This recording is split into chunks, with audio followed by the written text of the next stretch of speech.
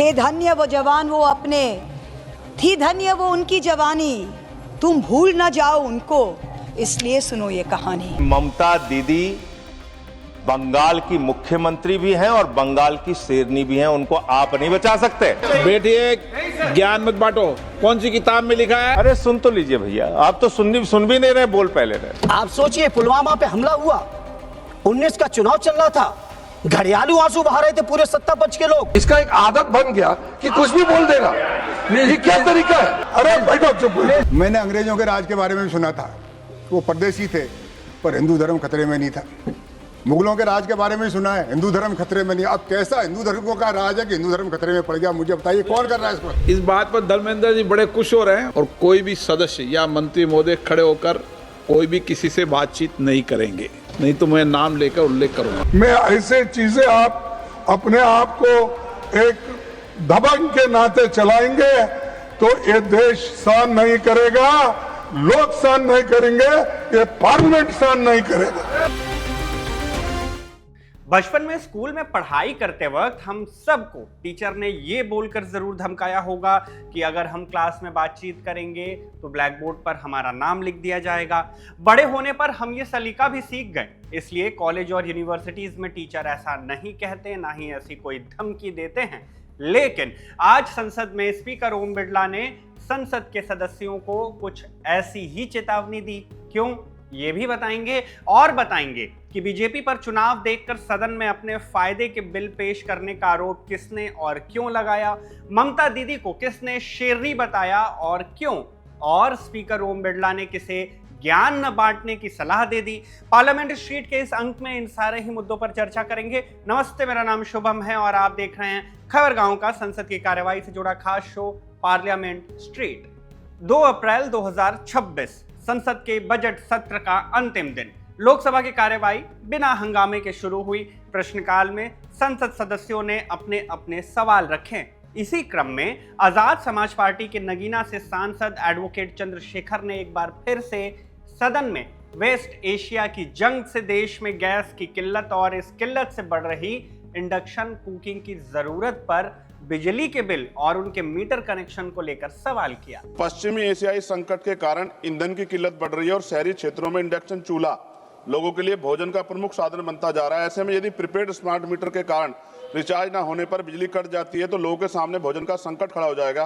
क्या यह सरकार इस स्थिति को देखते हुए न्यूनतम बिजली आपूर्ति गैस पीरियड या पोस्टपेड विकल्प सुनिश्चित करेगी ताकि कोई भी परिवार भूख और अंधेरे का शिकार ना हो? सवाल का जवाब minister of power Manohar Lal Khattar ने दिया। क्या कहा, आप खुद सुनिए। ये मैंने बताया कि ऑप्शनल है और फिर भी एक प्रावधान ये डाला गया है कि जो भी नोटिफिकेशन है प्रीपेड का, उसमें यदि वहाँ का रेगुलेटर है, रेगुलेटर के अधिकार क्षेत्र में है, कहीं लागू करने की अनुमति देनी है कि नहीं देनी है। इसलिए क्योंकि केवल यहाँ से नोटिफिकेशन से ही लागू नहीं होता, अगर होना भी है तो स्टेट का रेगुलेटरी कमीशन, उसको पूरा अधिकार दिया गया है। एक विषय। दूसरा, जहाँ तक ये बात ठीक है कि पश्चिम एशिया के जो विवाद है, जो इस प्रकार का जो चल रहा है, जिसमें हमारी पेट्रोलियम पदार्थ और गैस इसकी सप्लाई कम हो रही है, पहली बात हमारे पेट्रोलियम मंत्री जी ने भी एक विषय अपने सामने रखा है कि कहीं इस प्रकार की कोई कमी नहीं है और पूरी सप्लाई उनकी मिल रही है, दी जा रही है। और उसके बावजूद भी आखिर एक जैसा कहावत है कि let us hope for the best and be prepared for the worst also. तो हम लोगों ने सरकार के नाते में एक विषय आपके सामने बता रहा हूं कि जो एलपीजी कनेक्शंस हैं उनको पीएनजी कनेक्शंस जहां जहां लाइन बिछी है उस लाइन के हिसाब से उनको कनेक्शन का एक प्रावधान भी है, तो उसको बहुत तेजी से बढ़ाया जा रहा है ताकि लोग पीएनजी पर आएँ। पीएनजी सुलभ है एलपीजी से भी। जहाँ तक इलेक्ट्रिसिटी का विषय है, वो जो इलेक्ट्रिक यूटेंसिल्स ई कुकिंग के माध्यम से जो लोग आते हैं उनको पर्याप्त बिजली ये मिलती है, उसमें कहीं कोई कठिनाई नहीं है। आज बिजली हमारी 24 घंटे, 23 घंटे, 22 घंटे की बिजली सब मिलती है। प्रश्नकाल में ऊर्जा मंत्री से दूसरा सवाल चंडीगढ़ से कांग्रेस सांसद मनीष तिवारी ने पूछा। सवाल किया कि वो बताएं कि स्मार्ट मीटर में ऐसा क्या लगा है कि बिजली का बिल अपने आप कई गुना बढ़कर आता है। अध्यक्ष जी, जहां जहां ये स्मार्ट मीटर लगाए गए हैं और खासकर जिन इलाकों में निजीकरण हुआ है, जो बिजली का बिल है वो 4 गुना बढ़ गया है। और मेरे को तो ये समझ नहीं आता कि वो स्मार्ट मीटर में ऐसा कौन सा आपका डबरा का कोई यंत्र लगा हुआ है कि 4 गुना बिजली का बिल बढ़ जाता है। और ये तजर्बा एक जगह नहीं, जहां जहां निजीकरण हुआ है, जहां जहां स्मार्ट मीटर लगे हैं, हर जगह की फीडबैक यही है। मैं मंत्री जी से पूछना चाहता हूं, क्या आपके मंत्रालय ने कोई ऐसी स्टडी की है कि स्मार्ट मीटर लगाने से पहले लोगों को, उपभोक्ताओं का कितना बिल आ रहा था और स्मार्ट मीटर लगाने के बाद वो बिल कितना बढ़ गया है? ऐसा कोई आपने स्टडी किया है? मनीष तिवारी का सवाल बिल्कुल ही सीधा था, लेकिन इसका जवाब ऊर्जा मंत्री ने दिया क्या, आप खुद सुन लीजिए। जैसा मैंने बताया कि बिजली के वितरण में जो अनियमितताएं थी वो स्टेट की अभूतपूर्व अनियमितताएं थी और ऊपर से लेके नीचे तक। अब इसमें मैं कोई बहुत बड़ा इस समय उसकी कोई इंक्वायरी या उस पर नहीं जा रहा बैकग्राउंड में, लेकिन उन चीज़ों को ठीक करना ये हमारा काम है। स्मार्ट मीटर के कारण से जो वहाँ गड़बड़ें होती थी उसके रुकने के कारण से पहली बार पिछले जब से बिजली का इतिहास कंपनियों का बना है, उससे पहले तो स्टेट्स के इलेक्ट्रिसिटी बोर्ड होते थे, वो स्टेट्स खुद अपना करती थी, लेकिन जब से कंपनियां बनी हैं ये पिछला साल पहली बार गया है जिसमें 2600 करोड़ रुपए का लाभ हुआ है सभी 49 कंपनियों को मिला करके, पहली बार। प्रश्नकाल में ऊर्जा मंत्री के अलावा जल शक्ति मंत्री, जनजातीय कार्य मंत्री और सड़क परिवहन एवं राजमार्ग राज्य मंत्री से भी सवाल पूछे गए।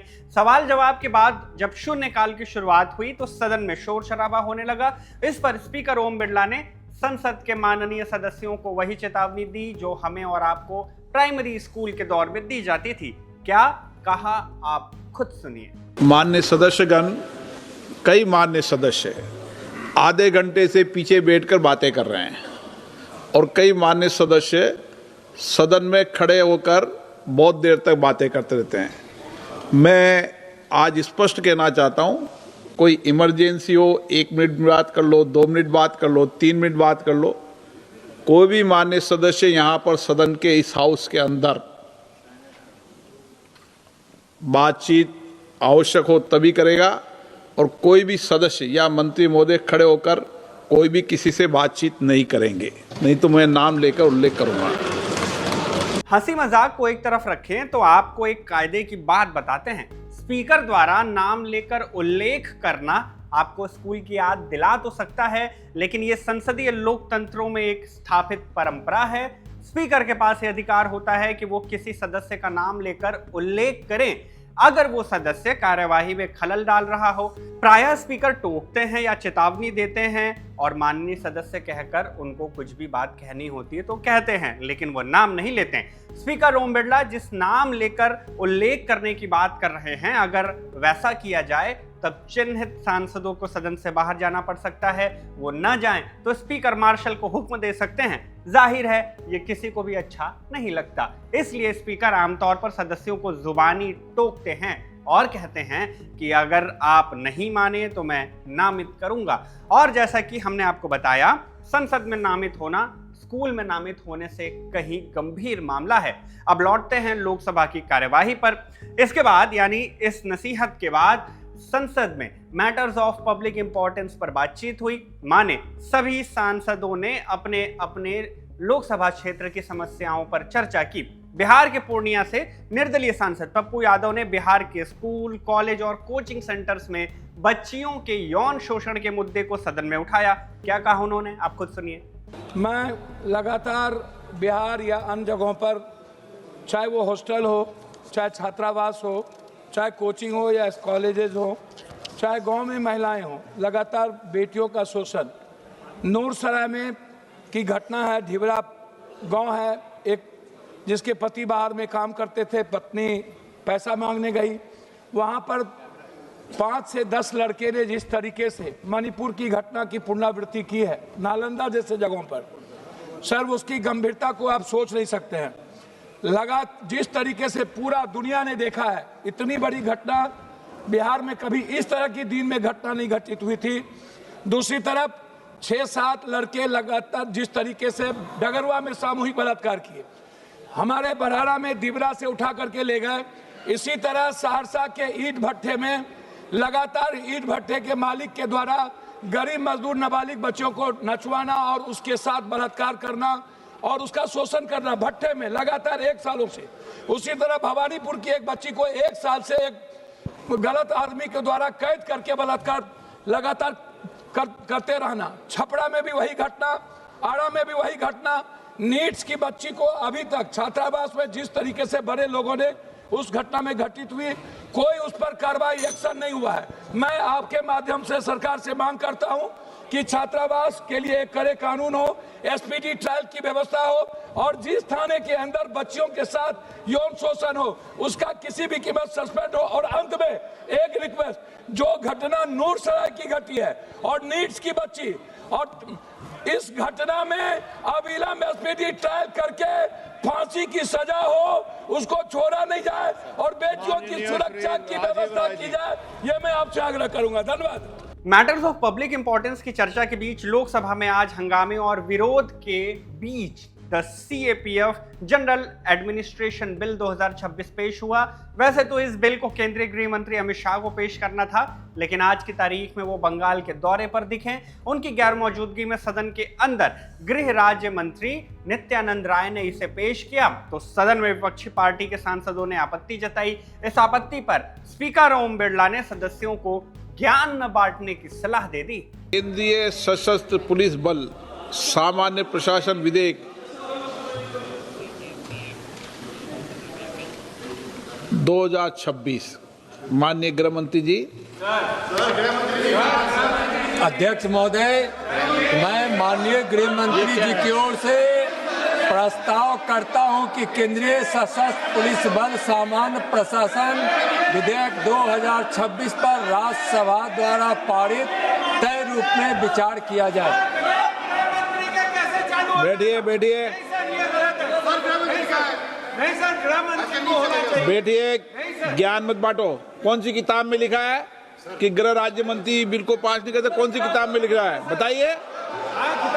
रूल्स निकालो, नियम प्रक्रिया चलेगा सदन। आपके नहीं कहना कि कौन होना चाहिए कौन नहीं होना चाहिए। नो, ऐसा कभी नहीं देखा सर। बिल पेश हुआ तो इस पर चर्चा भी हुई। सपा सांसद धर्मेंद्र यादव ने इस बिल पर चर्चा करते हुए सरकार का घेराव किया और आरोप लगाया कि इस बिल को जिनके लिए लाया गया उनसे ही कोई चर्चा नहीं की गई। सीआरपीएफ के अब तक 2200 से ज्यादा जवान और उनके अधिकारियों ने शहादत दे दी है। बीएसएफ के 1900 से ज्यादा जवान और उनके अधिकारियों ने शहादत दी। आईटीबीपी के 600 से ज्यादा जवान उनके अधिकारियों ने शहादत दी। एसएसबी के और सीआईएसएफ के सैकड़ों जवानों ने शहादत दी। हमारे संसद भवन की रक्षा करने में शहादत दी, हमारे देश की सीमा की शहादत दी। लेकिन उस शहादत देने वालों को आखिर क्या दे रहे हो? उनके परिवार के लोग, हम में से अधिकांश लोग जाते हैं जब कोई सैनिक खत्म होता है, जब जाते हैं, सदैव नेताजी का बनाया हुआ कानून था कि हर सैनिक की डेड बॉडी सम्मान के साथ, राष्ट्रीय सम्मान के साथ गांव के अंदर उसके पैतृक स्थान पर उसकी अंत्येष्टि होती है। जहां हम लोग जाते हैं, परिवारों के लोग चिपक के रोते हैं और कहते हैं कि कम से कम हमारे परिवार का जवान शहीद हुआ है, इसको एक शहीद का दर्जा दे दो।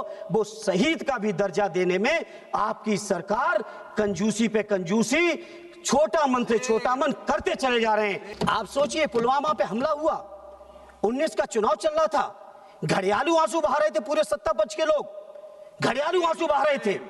और उस घटना के बाद, सैनिकों की शहादत के बाद, बता दो एक भी आपने किसी सैनिक की कोई भी चीजों को बढ़ाने का काम किया हो? टीएमसी सांसद महुआ मोइत्रा ने भी इस बिल पर आपत्ति जताई। इसे विपक्षी दलों के खिलाफ सरकार की तरफ से इस्तेमाल किए जाने वाला एक टूल बताया। कैसे, आप खुद सुन लीजिए।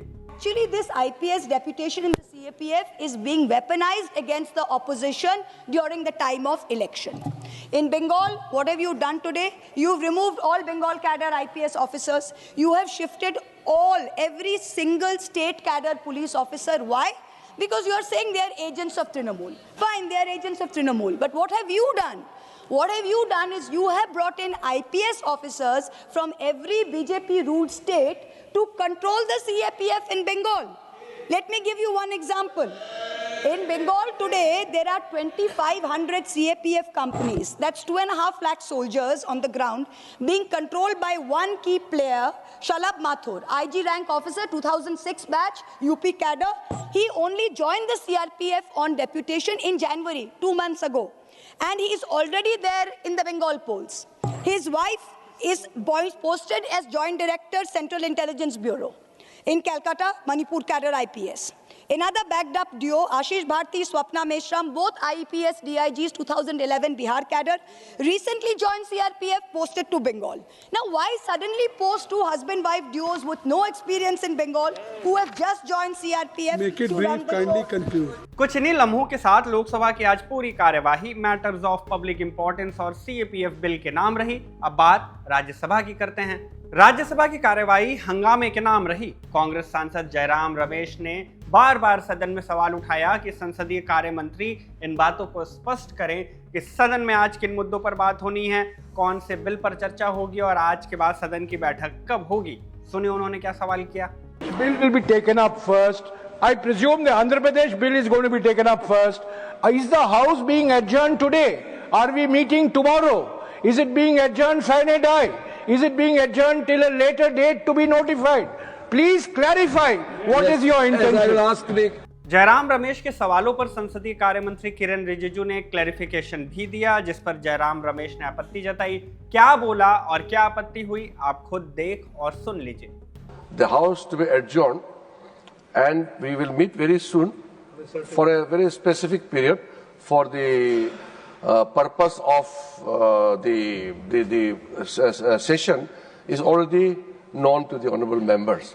So, and the formal. Sir, I want to place on record that the leader of the opposition has written to the Minister of Parliamentary Affairs that the all-party meeting for the purpose which the minister is mentioning be held after the election campaign is over or after the elections are completed on the 29th of April. The government has a single-minded objective of getting some political advantage of passing a bill violating the election model code of conduct and have the bill passed in the next 2 to 3 weeks. This is wholly objectionable, and all opposition parties want the all-party meeting to be held after the 29th of April. किरण रिजिजू के clarification पर LOP Mallikarjun खड़गे नाराज हो गए। All party meeting को लेकर सभापति से नोक-झोंक कर अपनी बात रखी। क्या कुछ हुआ, आप खुद देखिए। He has spoken on behalf of the party, Jairam Ramesh. So I will So okay, don't not that. See, we cannot repeatedly talking. We cannot repeatedly when discuss. I talked repeatedly, Please, we have to run the house. This Please. is the first now I am time giving I you. raised it. Then he should have asked the time before him. He raised and he took my name. That's why I am standing. Sir, मैंने तो letter आपको लिखा और मैंने ये कहा कि all party meeting opposition की बुलाई है ताकि हम सभी मिलके एक राय देंगे और आपका भी जो विचार है हमारे सामने रखेंगे प्रपोजल। उस प्रपोजल को लेकर फिर हम एक बार सब बैठ के विचार करके उसको आगे बढ़ाएंगे। हम कोई महिला रिजर्वेशन के खिलाफ नहीं है। We are the first people to bring that end with our support only it has become unanimous and these people to take credit whenever they want they take. महिला बिल को लेकर आम आदमी पार्टी सांसद संजय सिंह ने भी सदन में सरकार का घेराव किया। कहा कि सरकार को महिलाओं के हितों से कुछ भी लेना देना नहीं है, वो बस इसे राजनीति के लिए इस्तेमाल कर रही है। अरे सुन तो लीजिए भैया, आप तो सुन भी नहीं रहे, बोल पहले रहे। सर ये हाउस चल रहा था, सेशन चल रहा था। आपकी मंशा अगर साफ होती तो आप इसी सेशन के दौरान लाते। आपको चुनाव अपना देख के राजनीति करनी आपको है। आपको महिलाओं को आरक्षण और उनको उनका अधिकार नहीं देना है। आपको चुनाव देख के राजनीति करनी है। राजनीति आप कर रहे हो, आरोप दाम पे लगा रहे हो। संजय सिंह के इन आरोपों पर संसदीय कार्य मंत्री नाराज हो गए और बोला कि इसका एक आदत बन गया कि कुछ भी बोल देगा।